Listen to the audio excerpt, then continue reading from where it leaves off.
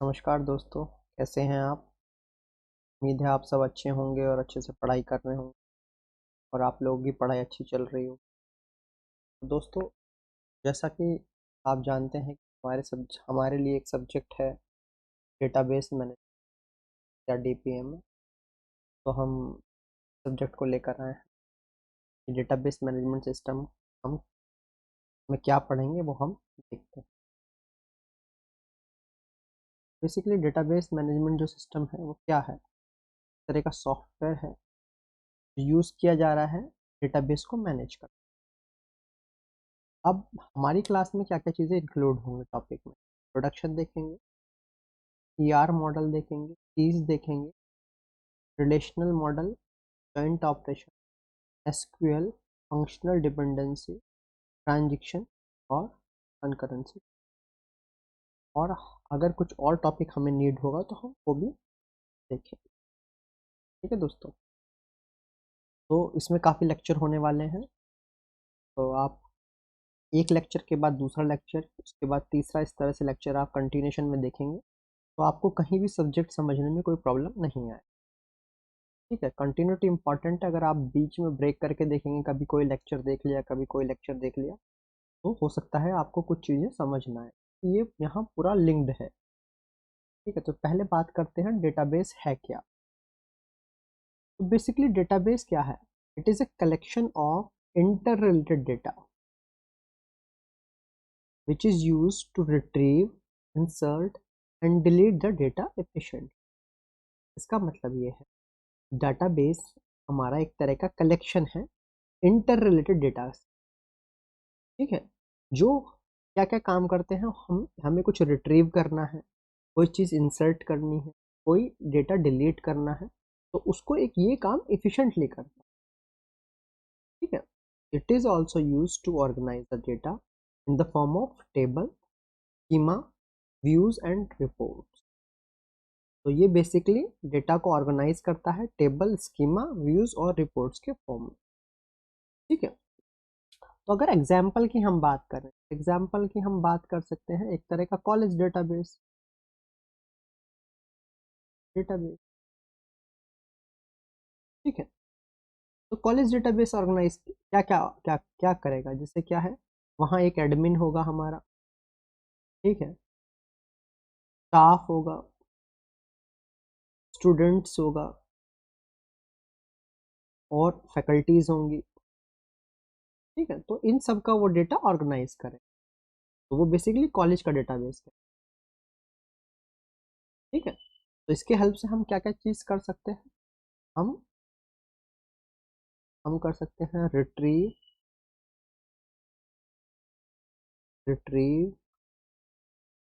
Insert, delete, ये हम operations आसानी से कर सकते हैं। ठीक है, अब यहाँ ये क्या कहना चाहता है, डेटाबेस मैनेजमेंट सिस्टम। तो it is a software which is use to manage the database. Example दिया हुआ है MySQL, ओरेकल, इस तरह के और भी कमर्शियल सॉफ्टवेयर हमारे पास है। ठीक है, तो ये जो डेटाबेस का DBMS, ये क्या प्रोवाइड करता है? ये एक इंटरफेस प्रोवाइड करता है हमारे बहुत सारे ऑपरेशन करने के लिए डेटाबेस में। जैसे क्रिएशन हो गया, storing data, update data, create table, इस तरह के बहुत सारे ऑपरेशंस वो करता है। ओके, ये प्रोटेक्शन एंड सिक्योरिटी भी प्रोवाइड करता है डेटाबेस, अगर मल्टीपल यूजर सेम डेटा को यूज कर रहे हैं। ठीक है, ये डेटा कंसिस्टेंसी भी प्रोवाइड करता है दोस्तों। अब हम देखते हैं कि DBMS किस किस फीचर्स को यूजर्स के लिए अलाउ करता है। एक चीज़ है हमारा डेटा डेफिनेशन। यहाँ पर क्या होगा, क्रिएशन होगा, मॉडिफिकेशन होगा, रिमूवल होगा डेफिनेशंस का। ठीक है, जो डिफाइन करेगा organization of data in the database. Creation हो गया, मॉडिफिकेशन हो गया, रिमूवल। उसके बाद अपडेशन आ गया। तो अपडेशन में क्या होगा, इंसर्ट, मॉडिफिकेशन एंड डिलीशन। यहाँ पर क्या था, डेफिनेशन में क्रिएशन था। ठीक है, जब डेटा रिट्रीव करेंगे तो हम रिट्रीव कर सकते हैं, ठीक है, अलग अलग पर्पस के लिए। अब इसी तरह से है user administrate. It is used for registering and monitoring users, maintain data integrity, enforcing data security, dealing with concurrency control, monitoring performance and recovering information corrupted by an। ठीक है दोस्तों, ये इसका पार्ट है। अब हम देखते हैं कैरेक्टरिस्टिक्स क्या है, डेटाबेस मैनेजमेंट सिस्टम का कैरेक्टरिस्टिक्स क्या है। तो बेसिकली डिजिटल सर्वर पर हम स्टोर कर सकते हैं, मैनेज कर सकते हैं information. It can provide a clear and logical view of the process that manipulates, contains automatic backup, recovery procedures, it contain acid property। Basically acid को हम बोलते हैं, अगर एक्रोनिम भी कई बार इसका पूछा जा सकता है, तो ये हो गया एटॉमिसिटी,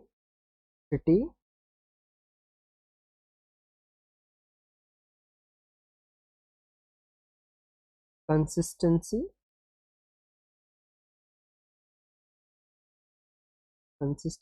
आइसोलेशन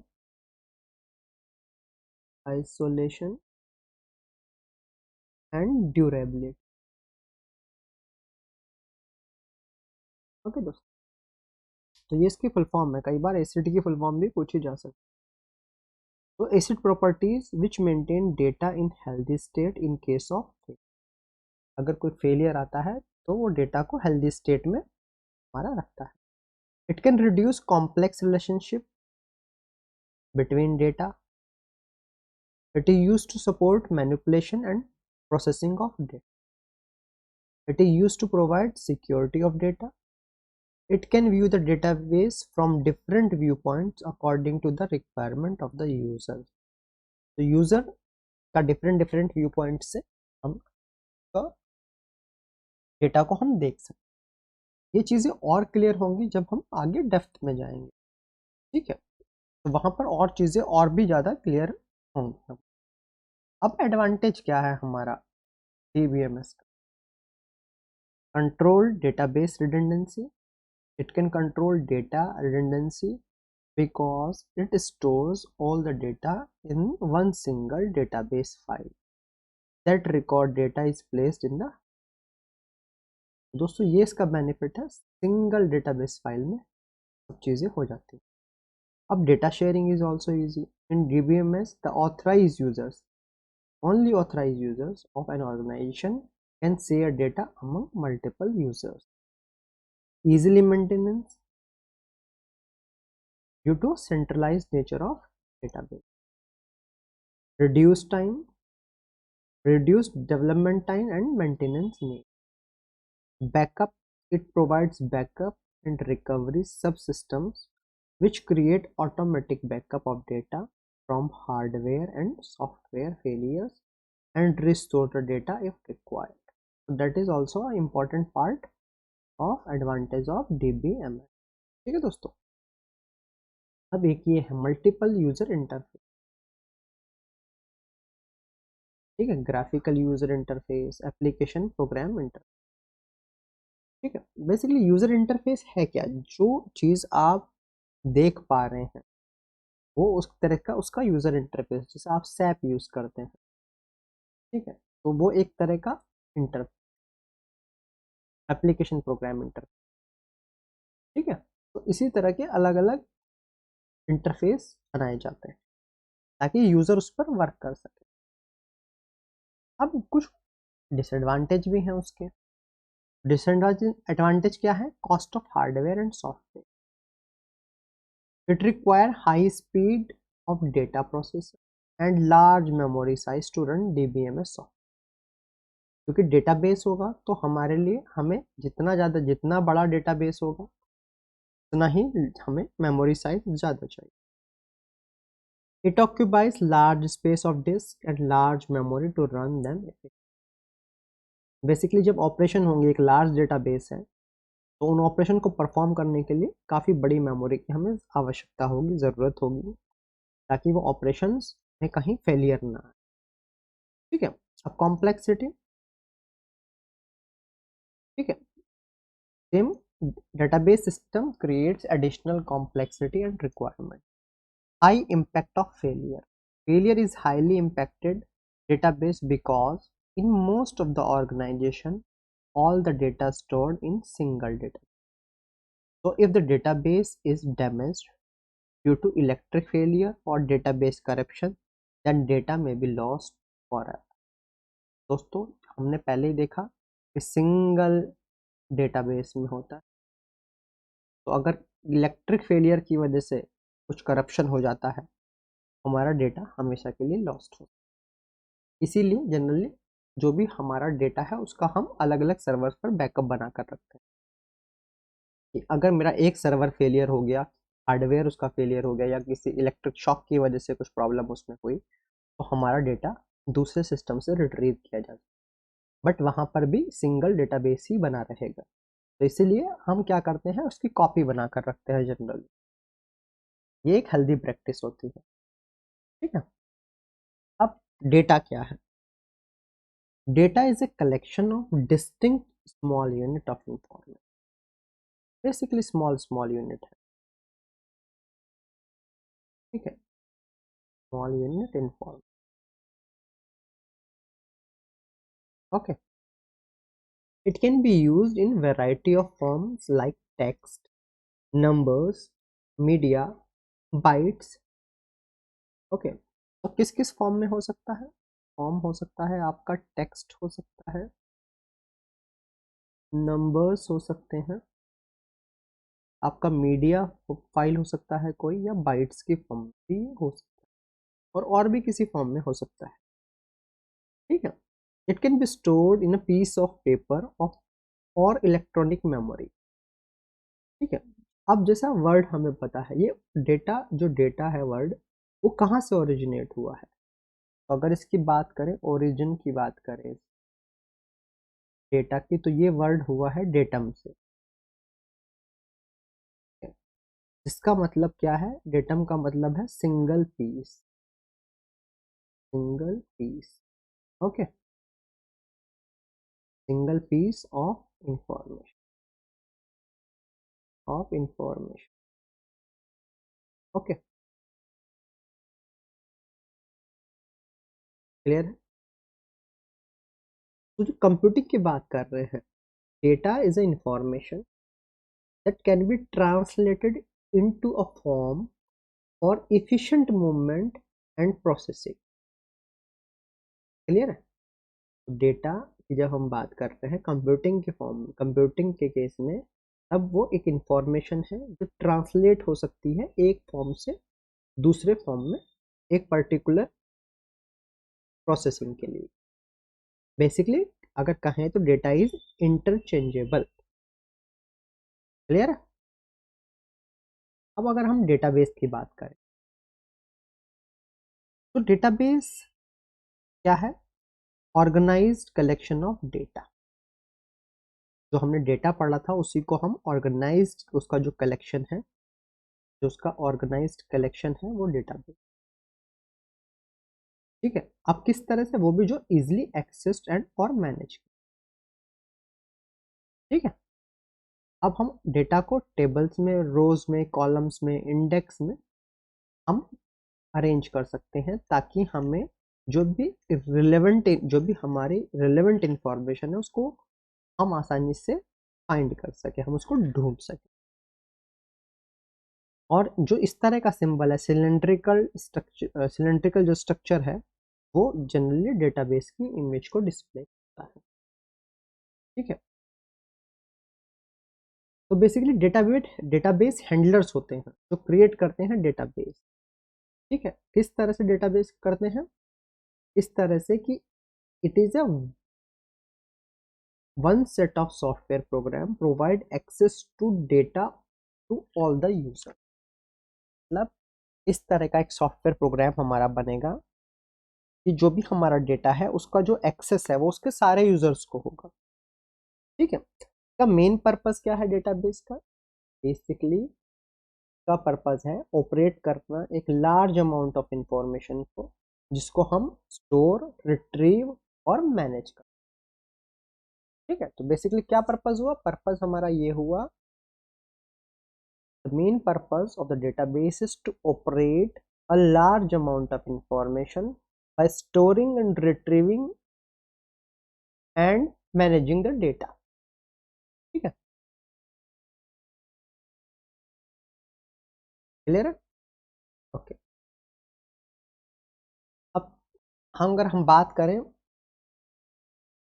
तो बहुत सारे वेबसाइट्स हैं जो आजकल डेटाबेस का यूज कर रहे हैं। ठीक है, और बहुत सारे डेटाबेस हैं, जैसे हमने पहले बात की माई एसक्यूएल हो गया, साइबेस हो गया, ओरेकल हो गया, मोंगोडीबी हो गया। ठीक है, इन्फॉर्मिक्स हो गया, पोस्ट जीआरई एसक्यूएल हो गया, एसक्यूएल सर्वर हो गया, ये सब डेटाबेस है, ये डेटाबेस के एग्जाम्पल है। ठीक है, और जो डेटाबेस है जब हम उसको प्रॉपरली मैनेज करते हैं तो हम कहते हैं डेटाबेस मैनेजमेंट। क्लियर है दोस्तों? ठीक है, अब आगे बढ़ते हैं। अब इवोल्यूशन देखते हैं पहले डेटाबेस का, क्या कैसे किस तरह से इवॉल्व हो। तो पहले था फाइल बेस्ड सिस्टम, ये आया 1968। ठीक है, अब उससे पहले थोड़ा सा और मेन बात कर लेते हैं। The database has completed more than 50 years of a journey of its evaluation from flat file system to relational and object relation system. It has gone through a several generation। जैसे कौन कौन सा? यहाँ हमने कहा फाइल बेस्ड। ठीक है, file based की बात करें, ये 1968 में हुआ था। ठीक है, data was maintained in a flat file, ये इंपॉर्टेंट है। Okay, though file have many advantage, there are several limitations. One of the major advantage is that the file system has various access methods: sequential, indexed, and random method. Okay. Basically, it requires extensive programming in third generation language such as COBOL and BASIC. तो basically अगर file system की मैं बात करूं तो यहाँ पर मैं लैंग्वेज यूज कर रहा हूँ COBOL और बेसिक। ठीक है, ये कैसी हैं? ये थर्ड जनरेशन लैंग्वेजेस है, थर्ड जनरेशन लैंग्वेज। ओके, अब एक है हायरार्की डेटा मॉडल, ये 1968 से 1980 तक बेसिकली हायरार्की थी इसके अंदर। ठीक है, ये सबसे पहले IBM फर्स्ट डेटाबेस था, तो हम क्या बोलते थे? IMS, इंफॉर्मेशन मैनेजमेंट सिस्टम हम उस समय को बोलते थे। ठीक है, ये हायरार्की डेटा मॉडल हमारा दिखा रहा है। क्लियर है? कंपनी है, इसमें यूजर, डिवाइस, एप्लीकेशन हमारा हो गया, यूजर्स में मार्केटिंग हो गया, पर्सनल हो गया, और इस तरह की चीजें बनती। इस तरह के जो मॉडल है इसमें जो फाइल्स हैं वो रिलेटेड कैसे होती? इसमें क्या होता है? Parent child manner, parent child manner. ठीक है दोस्तों, अगर आपने डेटा स्ट्रक्चर की क्लास की है, वहाँ भी हमने पेरेंट चाइल्ड की बात की है, तो आप वहाँ से भी थोड़ा सा रिलेट कर पाते हैं, तो ये भी कहीं ना कहीं आपस में इंटरलिंक्ड चीज़ें आपको हो जाती हैं। Like a file system, this model also had some limitation. Like क्या लिमिटेशन है इसकी? अगर लिमिटेशन की मैं बात करूँ, लिमिटेशन की अगर मैं बात करूँ, क्या है? Complex implementation, complex implementation, complex implementation है। लैक ऑफ स्ट्रक्चरल इंडिपेंडेंस, का मतलब ये है it can't handle many many relationship, यानी इसके अंदर मैनी मैनी रिलेशनशिप नहीं हो सकते। क्लियर है दोस्तों? तो उम्मीद है यहाँ तक आपको समझ आया होगा। अभी आगे बढ़ेंगे। अब नेक्स्ट जो है हमारा दोस्तों वो है नेटवर्क डेटा मॉडल। जो नेटवर्क डेटा मॉडल है ये डेवलप किया था चार्ल्स बेकमैन। ठीक है, कहाँ पर? हैनिवल में। तो इन्होंने कहा IDS, इंटीग्रेटेड डेटा स्टोर। ठीक है, तो स्टैंडर्डाइज किया गया 1971 में, इसके द्वारा CODA ग्रुप के द्वारा। ठीक है, इस मॉडल में जो फाइल्स है वो रिलेटेड होती थी as owners and member, like a common network model. जैसे हम नेटवर्क मॉडल में देखते हैं उसी तरह से ये काम करता है। ठीक है, इसके कंपोनेंट होते थे नेटवर्क स्कीमा यानी database organization, sub schema views of data as per use, data management language यानी प्रोसीजरल्स। ठीक है दोस्तों, इसकी भी कुछ लिमिटेशंस थी, जैसे system complexity and difficult to design and. ठीक है दोस्तों, इसके बाद आया है रिलेशनल डेटाबेस। जो रिलेशनल डेटाबेस आया हमारा ये आया 1970। ठीक है, और ये अभी तक है, ये 1970 से लेके प्रेजेंट तक यही है relational database. It is the era of relational database and database management. और जो रिलेशनल मॉडल है वो प्रपोज किसने किया था दोस्तों? It is proposed by EF code. ठीक है, EF कोड ने इसको प्रपोज किया था। ठीक है, अब इसमें भी दो मेन टर्मिनोलॉजी हैं, इंस्टेंसेस एंड स्कीमा। ये दो टर्मिनोलॉजी इंपॉर्टेंट है, इंस्टेंसेस एंड स्कीमा। ठीक है, आगे हम डिटेल में देखते जाएंगे, समझ में भी आएगा। The instance is a table with rows and column. जो इंस्टेंसेस है उसको हम बोल रहे हैं ये टेबल है, इसमें रो एंड कॉलम्स। ठीक है, इसमें रोज है, ये कॉलम्स है और ये रोज। ठीक है, स्कीमा क्या है? इसमें schema specifies the structure like name of relation, type of each column and name. ठीक है दोस्तों, तो जो स्कीमा है वो स्पेसिफाई करता है स्ट्रक्चर्स को कि उसका नाम क्या होगा, नाम का रिलेशन क्या होगा, किस तरह का कॉलम होगा। ठीक है, तो ये जो मॉडल है ये मैथमेटिकल कॉन्सेप्ट यूज करता है, जैसे सेट थ्योरी हो गया, प्रिडिकेट लॉजिक हो। ठीक है, जो फर्स्ट इंटरनेट डेटाबेस एप्लीकेशन था वो क्रिएट किया गया था 1995। अब जो ये एरा था जिसमें रिलेशनल डेटाबेस आया, इसमें बहुत सारे मॉडल आए, जैसे ऑब्जेक्ट ओरिएंटेड मॉडल आया, ऑब्जेक्ट रिलेशनल मॉडल आया, इस तरह के बहुत सारे मॉडल उस एरा में हमारे आए। ठीक है, अब और कुछ तरह के हम डेटाबेस भी देखते हैं, जैसे आया हमारा क्लाउड डेटाबेस। ठीक है, cloud database facilitates you to store, manage and retrieve their structured unstructured data via cloud platform. तो इसमें इंपॉर्टेंट क्या है, इसमें एक होगा क्लाउड प्लेटफॉर्म। ठीक है, इसके हेल्प से हम इसको डेटा को स्टोर करेंगे, मैनेज करेंगे, रिट्रीव करेंगे। ठीक है, ठीक है, okay. Data is accessible over the internet. ठीक है, इसके लिए हमें क्या चाहिए? इंटरनेट। ठीक, cloud database are also called a database as a service.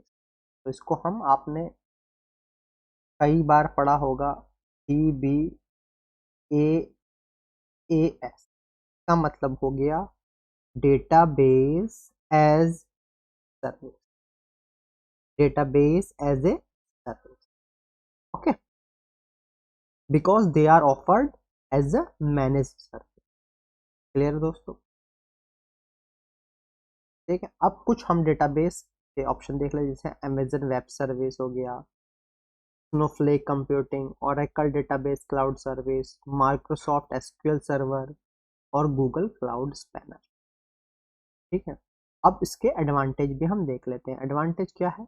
Cost कम है। ठीक है, जनरली जो कंपनी, जो प्रोवाइडर है, वो इन्वेस्ट नहीं करते हैं डेटाबेस। ठीक है,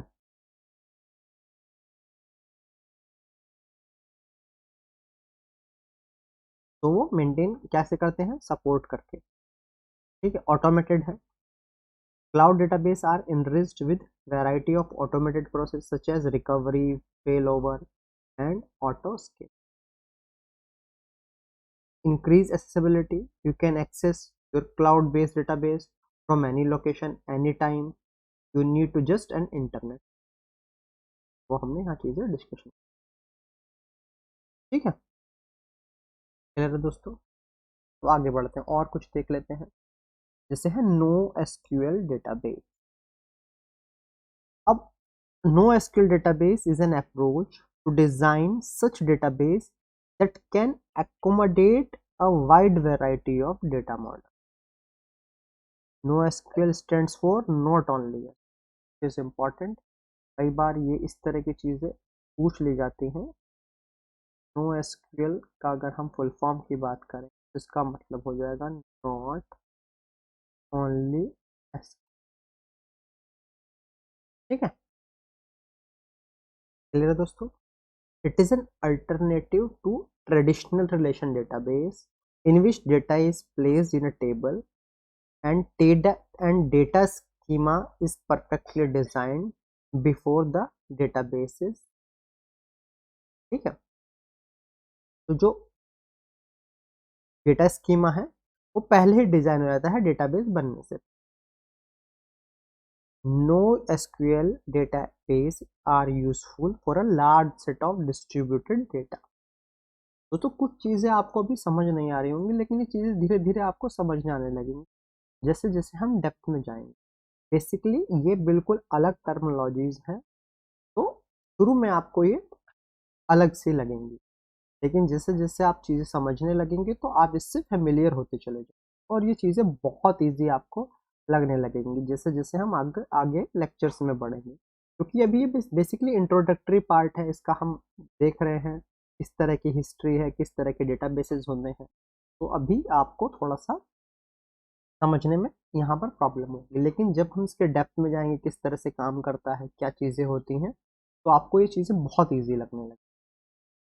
ठीक है, अब जैसे एग्जाम्पल हैं कुछ इसके नो एसक्यूएल डेटाबेस के, मोंगो डीबी हो गया है, ये काफ़ी फेमस है, काउच डीबी हो गया है, क्लाउडेंट हो गया है, ये डॉक्यूमेंट। अब ये देखिए रेडिस हो गया है, कोहेरेंस हो गया, ये की वैल्यू स्टोर बेस्ड है, एच बेस हो गया है, बिग टेबल, ये टेबुलर है। अब एडवांटेज क्या है? High scalability, it can handle an extensive amount of data because of scalability। If the data grows, NoSQL database scale it to handle that in efficient manner। ठीक है, दूसरा है high availability. Basically it supports auto replication, मतलब automatically उसका replication हो जाता है।